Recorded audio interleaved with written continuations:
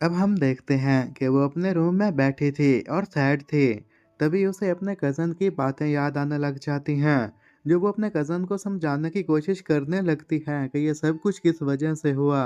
तो इस पर उसका कज़न दिंग रुईलोंग कहता है कि तुम अब स्पाइस के साथ इन्वॉल्व हो, तो इसलिए मुझे तुम्हारे साथ अपना ताल्लुक को ख़त्म करना होगा।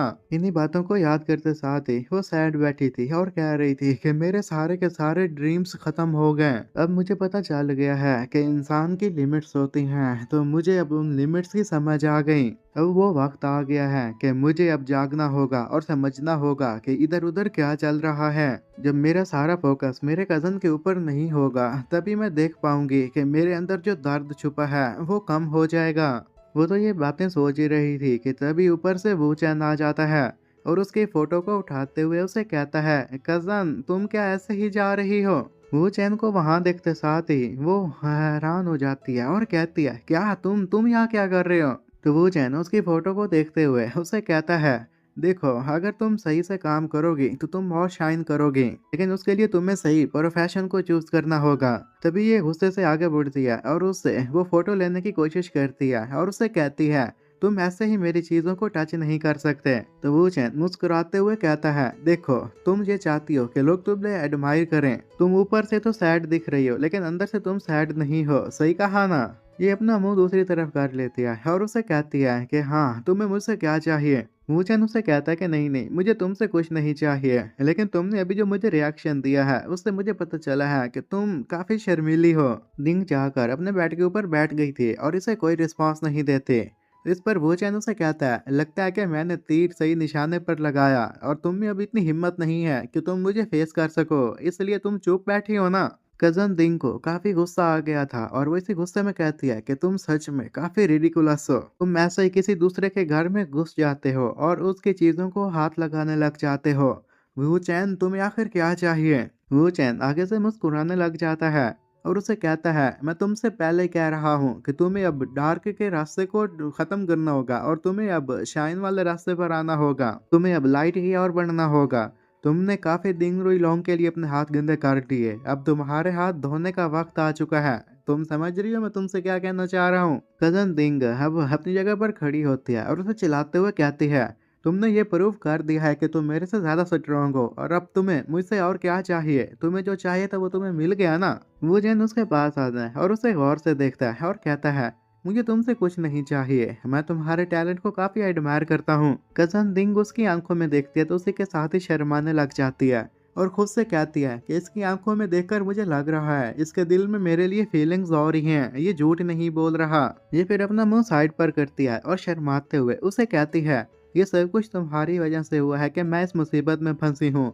मेरा यहाँ पर कोई काम नहीं है तो इसलिए मैं इस जगह को छोड़कर जा रही हूँ। तो वो चैन उसके और पास आ जाता है जिससे वो और शर्माने लग जाती है। वो चैन मुस्कुराते हुए कहता है, अगर ये मेरी गलती है तो तुम चाहो तो मैं इस गलती को सुधार सकता हूँ। कजन दिंग इतना सुनते साथ ही अपना मुंह फेरती है और जाकर बेड के ऊपर लेट जाती है और उसे कहती है कि तुमने मुझे अब ट्रेनिंग देनी है तो दे लो, लेकिन तुम्हारे पास सिर्फ 5 घंटे का टाइम है, 5 घंटे के बाद मेरी फ्लाइट है और इस 5 घंटे में अगर तुमने मुझे इम्प्रेस कर दिया तो ठीक है, जल्दी से आ जाओ। तभी वो चैन भी उसके पीछे आ जाता है और उसे कहता है, तुम कहना कुछ और चाह रही हो और तुम्हारी बॉडी कुछ और कहना चाह रही है। तो आगे से ये शर्माते हुए कहती है कि तुम ये क्या बकवास कर रहे हो? तो वो चैन अब उसके कपड़े उतारना शुरू कर देता है और कहता है, मैं वही कह रहा हूँ जो सच है, सही कहा ना? तो उसकी ये बात सुनने के साथ ही वो शॉक्ड रह जाती है।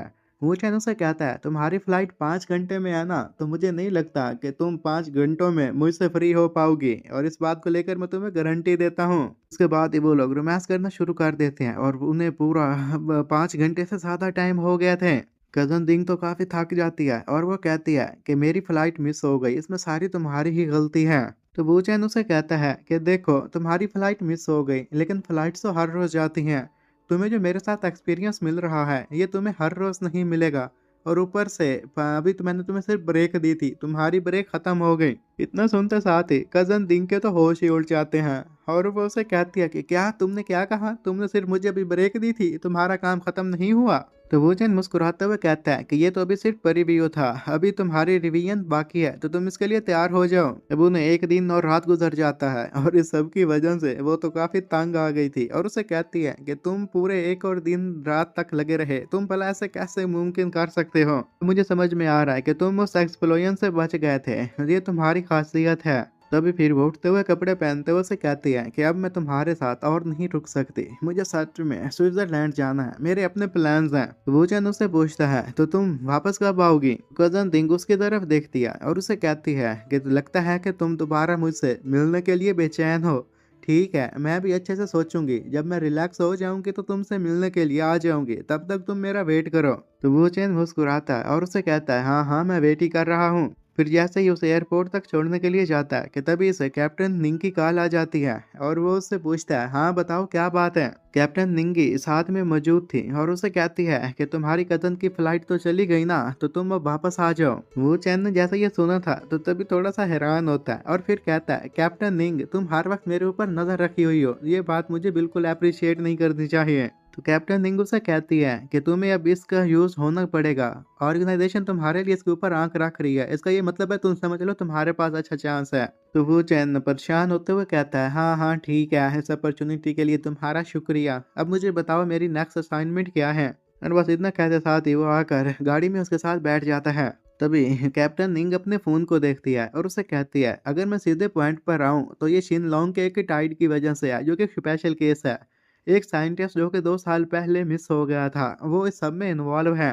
तो वो चैन मुस्कुराते हुए उसकी तरफ देखते हुए उसे छेड़ते हुए कहता है लगता है कि हमने इस दफा बड़ी मछली को फंसा दिया है। कैप्टन निंग कहती है तुमने ये आसान लग रहा होगा, लेकिन असल में इसमें मसला ये है कि इसमें थर्ड कंट्री भी इन्वॉल्व है। तो वो चैन ये सुनते साथ ही थोड़ा सा घबरा जाता है और कहता है कि क्या, तो इसलिए तुम इस सारे मामले में मुझे लेकर आ रही हो? कैप्टन निंगू से कहती है कि वेल, हम इस मामले को ऑफिशियल चैनल्स के जरिए बिल्कुल ठीक नहीं कर सकते, क्योंकि इससे इंटरनेशनल डिस्प्यूट क्रिएट हो सकता है। और तुम्हारी बात की जाए तो तुम फिलहाल किसी भी गवर्नमेंट एजेंसी के साथ नहीं मिले हुए। वूचेन कहता है हाँ हाँ ठीक है, तुम्हारी बात समझ गया और मैं ये काम करूंगा। कैप्टन निंग कहती है तुम इतना जल्दी मान गए, चलो ठीक है, अब मुझे थोड़ा सा सुकून मिला। जैसे ही मैं सारी तैयारी कर लूंगी फिर तुम्हारे साथ कांटेक्ट करूंगी। और बाय द वे, हुआन का ही मुसीबत में फंसी हुई है, तो तुम्हें जाकर उसकी हेल्प करनी चाहिए। वूचेन हंसने लग जाता है और कहता है हाँ हाँ, वुहान काई को अब ट्रैक पर लेकर आना होगा, वैसे भी मुझे गए हुए काफी दिन हो गए हैं। कैप्टन निंग कहती है ठीक है, तुम अपने पर्सनल मैटर्स को सुलझा लो और उसके बाद ही मैं तुमसे मिलूंगी। यहाँ से फिर हमारा सीन शिफ्ट होता है तो वो चैन अपनी मुंह बोली बहन को कॉल करता है और उसे कहता है कि तुम्हारे जिम्मे एक काम है, तुम उस काम को अच्छे से करना और टाइमिंग का ख्याल रखना। उसकी मुंह बोली बहन ये सुनते साथ ही खुश हो जाती है और कहती है अब और मजा आएगा। वो चाइनीज के बाद फिर रूबिंग के रूम में एंटर होता है और उसे कहता है तुम तो काफी थकी हुई लग रही हो। रूबिंग उसे देखते साथ ही कहती है डार्लिंग तुम आ गए। तो वो चैन उसे समझाते हुए कहता है कि डिंग फैमिली का काम तो मैंने खत्म कर दिया है, लेकिन अब जो मसला है ना वो इंटरनल डाटा लीक्स की है, पता नहीं हमारे इंटरनल डाटा कौन लीक कर रहा है। ली रूबिंग ये सुनते साथ ही हैरान हो जाती है और कहती है तुमने क्या कहा? तभी उसके पास एक और लड़की बैठी थी तो उनका अब सारा फोकस इनकी बातों के ऊपर होने लग जाता है। वो चैन ली रूबिंग को कहता है मैं ऑलरेडी इस मामले को देख रहा हूँ, मैंने तुम्हें एक कॉन्फिडेंशियल ईमेल सेंड की है जो कि सिर्फ वन का एक ग्रुप के लोग ही उसे एक्सेस कर सकते हैं। उस ईमेल में एक वीडियो थी और ये दोनों उसी वीडियो को देखने लग जाते हैं जहां पर दो लोग बिजनेस के बारे में आपस में बात कर रहे थे। वो लोग हुआन काई की सीक्रेट्स के बारे में भी बात कर रहे थे। तभी उनमें से एक बंदा कहता है हमें यहाँ पर खुले में बात नहीं करनी चाहिए, इसमें हम मुसीबत में भी फंस सकते हैं। और उन लोगों से मिलने के लिए एक लड़की भी आई हुई थी, उसका नाम था जैंग मिंग, जो कि इसके प्रोक्योरमेंट की हेड थी। वो असल में दिंग फैमिली की इनसाइड एजेंट थी। वूचेन उसे कहता है हाँ हाँ, तुम्हें इतनी जल्दबाजी नहीं करनी चाहिए, जरा तुम आगे तो देखो। तभी वो लोग जैंग मिंग को देखते हैं जो कि काफी अनइजी फील कर रहे थे। वूचेन उसकी तरफ इशारा करते हुए ली रूबिंग को कहता है देखो उसकी फिंगर्स किस तरह काम कर रही हैं, लगता है कि वो अपने ख्यालात में नहीं है, वो इस दुनिया में है ही नहीं, उसका मतलब है कि वो काफी ज्यादा नर्वस है। इन्हीं के साथ जो लड़की बैठी थी तभी वो अपना पेट पकड़ती है और कहती है डायरेक्टर डी, मुझे लगता है कि मुझे रेस्ट रूम जाना होगा। तो वो चैन उस लड़की को कहता है अगर ऐसा टाइम है तो मेरी एडवाइस मान लो, तुम्हें अपने ऊपर कंट्रोल रखना होगा। तो ली रूबिंग फिर उस लड़की की तरफ हैरानी से देखने लग जाती है। वो चैन फिर कहता है, मैंने उसकी स्क्रीन को साइन कर लिया है, मैं देखूं तो सही कि जैंग मिंग के दिमाग में क्या चल रहा है और उसकी स्क्रीन पर भी क्या चल रहा है। तो ली रूबिंग कहती है कि हाँ हाँ, अब हमारे पास एविडेंस भी सॉलिड है, तो हम उसे ऐसे नहीं जाने दे सकते हैं। तभी फिर जैंग मिंग काम करते करते रुक जाती है। तो वो चंद कहता है, ली रूबिंग देखो, वो अब काम करने से पीछे हट गई और इसी के साथ ही जैंग मिंग अपना हाथ पकड़कर बैठ जाती है। वो चंद उसे कहता है कि अब वो हमारे इन चीजों को और ज्यादा कहीं नहीं भेज पाएगी, ना ही लीक कर पाएगी, क्योंकि मैंने हुआंग को कहा था, उसने हुआन काई के नेटवर्क डाटा को एडवांस कर दिया है, जिससे हम सिर्फ फाइल्स भेज सकते हैं। रूबिंग इतना सुनते साथ ही अपनी जगह पर खड़ी होती है और उससे कहती है कि हमारी पुरानी चीजों को वो लीक कर दे, उससे पहले हमें जाकर उसे पकड़ना होगा। तो वो चंद उसे काम डाउन करते हुए कहता है, हे रिलैक्स हो जाओ जरा, तुम इतनी जल्दी क्या है, ये तो असली शो शुरू ही नहीं हुआ। और उन्हीं के पास जो लड़की बैठी थी वो बिल्कुल खामोश थी। कि वो चंद उसे देखते साथ ही कहता है, क्या तुम रिप्लाई करना चाहती हो, इसके लिए तुम रेस्ट रूम जा रही थी, और अगर तुम्हें रेस्ट रूम जाना है तो ठीक है तुम जाओ, लेकिन इससे उस लड़की की हेल्प नहीं हो पाएगी। रिव विंग भी ये सुनते साथ ही हैरान हो जाती है और फिर वो उससे कहती है कि तुम जरा मुझे अपना मोबाइल देना। तो तभी ये उसके मोबाइल चेक करती है, तो उसमें उसके बॉयफ्रेंड के साथ कुछ चैट्स वगैरह थी, जिसमें ये भी उनकी मदद कर रही थी। ली रूबिंग को देखते साथ ही काफी गुस्सा आ गया था और वो उस लड़की के ऊपर चिल्लाते हुए कहती है कि मैंने तुम्हारी इतनी मदद की, तुम्हें अपने साथ रखा, और तुमने इसका मुझे ये सिला दिया। तो वो चैन ली रूबिंग को काम डाउन करते हुए कहता है कि देखो देखो, ये तो सिर्फ प्यार में अंती हो गई थी, इसलिए तुम्हें इसके ऊपर गुस्सा करने की जरूरत नहीं है। हमारी असली प्रॉब्लम वैंग जोशियान है, हमें उस मार्केटिंग डायरेक्टर को अब समझाना होगा। तो ली रूबिंग गुस्से में उसे कहती है कि वैंग जोशिन, वो तो मेरी कंपनी के टॉप मार्केटिंग टैलेंट्स में से एक है ना। तो वो चैन उसे अपना मोबाइल दिखा देते हुए कहता है, ये देखो, यहाँ से उसे 8 लाख सैलरी मिलती है, जबकि दूसरे ग्रुप से उसे 8 मिलियन सैलरी मिलती है। इसलिए तो दिंग रुई लोंग ने सही गेम खेली थी और उसे पैसों का लालच दिया। ये देखते साथ ही ली रूबिंग तो अब काफी परेशान हो जाती है और कहती है कि मैंने तो यहाँ पर भेड़ियों को पाल के रखा हुआ है, लगता है कि मैं पर्सन के तौर पर फेल हो गई। तो वो चंद उसे कहता है कि नहीं नहीं, तुम इसके लिए खुद को ब्लेम मत करो, तुम्हारी यही काइंडनेस थी जिसकी वजह से जैंग मिंग ने उन लोगों का साथ छोड़ दिया। हर चीज तो पैसों से नहीं खरीदी जा सकती ना। और इसके सामने जो लड़की बैठी थी वो घुटनों के बल आ जाती है और चिल्लाते हुए कहती है, डायरेक्टर ली, मैं गलत थी, मुझे माफ कर दो, आइंदा से कुछ नहीं होगा। तो ली रूबिंग अपना मुंह दूसरी तरफ कर लेती है और उसे कहती है कि तुम्हें तो मैं साउथ ईस्ट एशिया भेजूंगी, मैंने तुम लोगों को अपने साथ रखा, यहाँ तक ले आई, लेकिन तुम लोगों ने मुझे क्या सिला दिया। और जहाँ तक वैंग जाओशिन की बात है, उसे तो मैं कुत्तों को खिला दूंगी। इस पर तो वो लड़की काफी इमोशनल हो जाती है और उसे कहती है, मुझे साउथ ईस्ट एशिया मत भेजो, वहां पर मैं कोई सेक्सी डीलर बनकर नहीं जा सकती, मुझे अपने साथ रखो ना, मैं आपकी लॉयल सर्वेंट बन के रहूंगी, अब से कोई भी सीक्रेट नहीं शेयर करूंगी। तो ये सुनते साथ ही ली रूबिंग गुस्से से उसकी तरफ देखती है, क्योंकि ली रूबिंग ने भी अपना मन बना लिया था।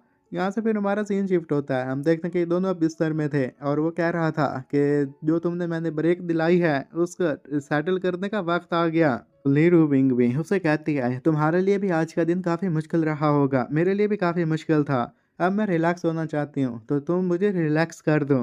तो वो चैन मुस्कुराते उसे कहता है, हाँ हाँ, मैं अपनी तरफ से पूरी कोशिश करूंगा। तो ली रूपिंग अब उसके ऊपर आ जाती है और उससे कहती है कि कल तक तुमने जो किया मुझे उससे कुछ लेना देना नहीं है, तुम अब मेरे साथ हो, तो इसलिए अपनी तरफ से पूरी एफर्ट्स लगाओ।